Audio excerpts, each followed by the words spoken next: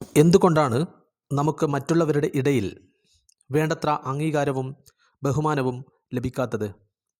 ജോലിസ്ഥലത്തും സുഹൃത്തുക്കളുടെ ഇടയിലും എന്തുകൊണ്ട് നമ്മൾ പിന്തള്ളപ്പെടുന്നു? കമ്മ്യൂണിക്കേഷൻ സ്കിൽ എന്ന സൂപ്പർ പവറിനെ മനസ്സിലാക്കാത്തതാണ് ഇതിൻ്റെ കാരണം. ഏതൊരു സാധാരണക്കാരനെയും വിജയത്തിൻ്റെ കൊടുമുടിയിൽ എത്തിക്കുന്ന ഒരു കഴിവാണിത്. ഈ വിഷയം ഒരു വീഡിയോ സീരീസ് ആയി അപ്ലോഡ് ചെയ്യുന്നു. വീഡിയോ സ്കിപ്പ് ചെയ്യാതെ കാണുക. വളരെ ഉപകാരപ്രദമായ വിവരങ്ങൾ ഈ എപ്പിസോഡിൽ ഉൾപ്പെടുത്തിയിരിക്കുന്നു. തൻ്റെ ആശയങ്ങൾ, ചിന്തകൾ, വികാരങ്ങൾ എന്നിവ വളരെ കൃത്യമായും ഫലപ്രദമായും മറ്റുള്ളവരിൽ എത്തിക്കുന്ന ഒരു കലയാണിത്. നമ്മൾ എത്ര അറിവുകൾ നേടിയ ആളായാലും അത് മറ്റുള്ളവരെ ധരിപ്പിക്കാൻ കഴിഞ്ഞില്ലെങ്കിൽ ഫലം 0 ആയിരിക്കും. ജീവിതത്തിൽ വിജയം നേടിയ വ്യക്തികൾ ഭൂരിഭാഗവും ആശയവിനിമയത്തിൽ മികവുള്ളവരായിരിക്കും. ഇന്നത്തെ വീഡിയോയിൽ നമുക്ക് ബോഡി ലാംഗ്വേജ് അഥവാ non verbal communication, empathy, emotional intelligence, voice modulation എന്നീ വിഷയങ്ങളെ അനാവരണം ചെയ്യാം. ആദ്യമായി നമ്മുടെ ബോഡി ലാംഗ്വേജ് അഥവാ ശരീരഭാഷയെക്കുറിച്ച് സംസാരിക്കാം. Body speaks louder than your words. അതായത് നമ്മുടെ ശരീരം വാക്കിനേക്കാൾ മികച്ചതായി ആശയവിനിമയം ചെയ്യുന്നു. നിങ്ങളിൽ എത്ര പേർക്കറിയാം ഒരു വ്യക്തി നമ്മെ കാണുന്ന ആദ്യത്തെ 7 സെക്കൻഡ് എത്ര പ്രാധാന്യമർഹിക്കുന്നുവെന്ന്? ഫസ്റ്റ് ഇംപ്രഷൻ വളരെ പ്രധാനമാണ്. ഉദാഹരണത്തിന്, നിങ്ങൾ ഒരാൾക്ക് ഒരു ഗിഫ്റ്റ് കൊടുക്കുന്നതായി സങ്കല്പിക്കുക. ഒരു വൃത്തിഹീനമായ ഒരു കവറിൽ പൊതിഞ്ഞാണ് നൽകുന്നതെങ്കിൽ എന്തായിരിക്കും ഫലം? അതെത്ര നല്ല ഗിഫ്റ്റ് ആണെങ്കിലും അതിൻ്റെ ഔട്ട്ഫിറ്റ് വളരെ മികച്ചതാവണം. ഒരാൾ നമ്മെ കാണുന്ന നിമിഷം തന്നെ ഒരു മതിപ്പുളവാകുന്ന തരത്തിലായിരിക്കണം നമ്മുടെ ശരീരഭാഷ. നമ്മൾ ധരിക്കുന്ന വസ്ത്രം, ആഭരണങ്ങൾ, ശരീരത്തിൻ്റെ പോസ്ചർ, മുഖഭാവങ്ങൾ, ഐ കോണ്ടാക്റ്റ് ഇവയിലെല്ലാം ശ്രദ്ധാലുവായിരിക്കണം. അധികം ഇറുകിയതോ ലൂസ് ആയതോ ആയ വസ്ത്രത്തിനു പകരം നമുക്ക് കംഫർട്ട് ആയ ഡ്രസ്സ് തിരഞ്ഞെടുക്കുക. ഇത് നമുക്ക് നല്ലൊരു കോൺഫിഡൻസ് നൽകും. ശരീരം മുന്നോട്ട് കുനിയാതെ നേരെ നിന്ന് കണ്ണിൽ നോക്കി സംസാരിക്കുക. നമ്മൾ കൈകെട്ടി നിന്ന് സംസാരിക്കുന്നത് തെറ്റായ ഒരു ശീലമാണ്. അത് നമുക്ക് സംസാരത്തിൽ താല്പര്യമില്ല എന്ന സൂചനയാണ്. നമ്മുടെ മുഖത്ത് ഒരു പുഞ്ചിരി നിലനിർത്തുന്നത് മറ്റുള്ളവരിൽ നമ്മോട് സ്നേഹവും അടുപ്പവും ഉണ്ടാക്കും.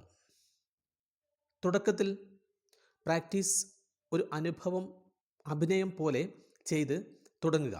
ക്രമേണ അത് നിങ്ങളിൽ ഒരു ശീലമായി മാറും. അടുത്തതായി, ഒരു മികച്ച കമ്മ്യൂണിക്കേറ്റർ ആവാൻ ആളുകൾക്ക് നിങ്ങളോട് വലിയ സ്നേഹവും വിശ്വാസവും അടുപ്പവും ഉണ്ടായിരിക്കണം. ഇതിനായി നമ്മൾ ആർജിച്ചിരിക്കേണ്ട മഹത്തായ ഒരു ഗുണമാണ് എംപതി. എംപതി എന്നാൽ അന്യൻ്റെ വികാരങ്ങളെയും വിഷമങ്ങളെയും തൻ്റേതെന്നോണം ഉൾക്കൊണ്ട് പെരുമാറാനുള്ള കഴിവാണ്. അന്യൻ്റെ വികാരങ്ങളെ തിരിച്ചറിയാൻ കഴിയാത്ത ഒരുവൻ മികച്ച ഒരു കമ്മ്യൂണിക്കേറ്റർ ആവാൻ ബുദ്ധിമുട്ടാണ്. കാരണം നമ്മുടെ ചിന്തകളാണ് വാക്കുകളായി പുറത്തേക്ക് ഒഴുകുന്നത്. നമ്മുടെ വാക്കുകൾ എപ്പോഴും മറ്റുള്ളവർക്ക് സാന്ത്വനവും ഊർജവും പ്രചോദനവും പകരുന്നതായിരിക്കണം. വാക്കിൻ്റെ ശക്തി അപാരമാണ്.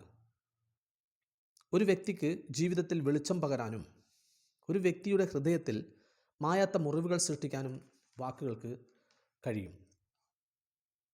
നല്ല ഒരു ആശയവിനിമയത്തിന് അടിസ്ഥാനമായി വേണ്ട ഗുണമാണ് ഇമോഷണൽ ഇൻ്റലിജൻസ്. തൻ്റെ ചിന്തകളിലും വികാരങ്ങളിലും വാക്കുകളിലും നിയന്ത്രണം കൈവരിച്ച ഒരാൾ എന്നും എവിടെയും വിജയിയായിരിക്കും. അവരെ ലോകം അംഗീകരിക്കും, ബഹുമാനിക്കും. സെയിൽസിലായാലും ജോലിസ്ഥലത്തായാലും കുടുംബത്തിലായാലും ആത്മനിയന്ത്രണം ഇല്ലാത്ത വ്യക്തികൾ എന്നും ഒരു പരാജയമായിരിക്കും. തൻ്റെ ഇന്ദ്രിയങ്ങളെയും മനസ്സിനെയും നിയന്ത്രിച്ച ഒരുവന് ഈ ലോകത്തെ ജയിക്കാൻ നിഷ്പ്രയാസം സാധിക്കും. ആശയവിനിമയത്തിൽ നമ്മൾ ശ്രദ്ധിക്കേണ്ട പ്രധാന കാര്യമാണ് വോയിസ് മോഡുലേഷൻ. സംസാരിക്കുന്ന സമയം ശബ്ദത്തിൻ്റെ ക്രമീകരണം വളരെ പ്രാധാന്യമർഹിക്കുന്നു.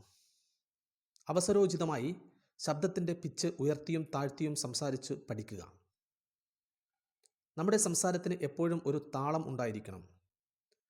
താളാത്മകമായ സംസാരം വളരെ മനോഹരമായി തോന്നും. പല മികച്ച സ്പീക്കർമാരുടെയും പ്രഭാഷണത്തിൽ ഇത് കാണാൻ സാധിക്കും. അധികം വേഗത്തിലോ തീരെ പതുക്കെയോ സംസാരിക്കാതിരിക്കുക. വേഗത്തിൽ പറയുമ്പോൾ ആളുകൾ കൺഫ്യൂഷനിൽ ആകും, ആശയം വ്യക്തമാകില്ല. തീരെ പതുക്കെയായാൽ ആളുകളിൽ മടുപ്പ് ഉളവാക്കും. നമ്മുടെ സംസാരത്തിൻ്റെ ഇടയ്ക്ക് 2-3 സെക്കൻഡ് ഗ്യാപ്പ് ഇടുന്നത് സംഭാഷണം വളരെ ഗംഭീരമാക്കും. നമ്മുടെ വാക്കിനെ മറ്റുള്ളവരുടെ ശ്രദ്ധയിൽ പതിപ്പിക്കാനുള്ള മികച്ച ഒരു തന്ത്രമാണിത്. നമ്മൾ തുടർച്ചയായി പറയുന്ന സമയമല്ല, നമ്മൾ നിർത്തുന്ന മൗനത്തിലാണ് ആളുകൾ നമ്മെ ശ്രദ്ധിക്കുക. ഉദാഹരണമായി, ഒരു ടീച്ചർ ക്ലാസ്സിൽ പഠിപ്പിച്ചു കൊണ്ടിരിക്കുന്ന സമയം കുട്ടികൾ ക്ലാസ്സിൽ തീരെ ശ്രദ്ധിക്കുന്നില്ല. ടീച്ചർ തുടർച്ചയായി പഠിപ്പിച്ചുകൊണ്ടിരിക്കുന്നു. ഈ സമയം ടീച്ചർ മൗനത്തിലായാൽ ഓട്ടോമാറ്റിക്കലായി കുട്ടികളും മൗനത്തിലേക്ക് വരുന്നതായി കാണാം. ഇവിടെ സംസാരത്തേക്കാൾ മൗനത്തിൻ്റെ ശക്തി നമുക്ക് തിരിച്ചറിയാം. ഈ തരത്തിൽ വിജ്ഞാനപ്രദമായ വീഡിയോകളുമായി നമുക്ക് വീണ്ടും കാണാം. പുതിയ വീഡിയോ ലഭിക്കാനായി ചാനൽ സബ്സ്ക്രൈബ് ചെയ്യുക.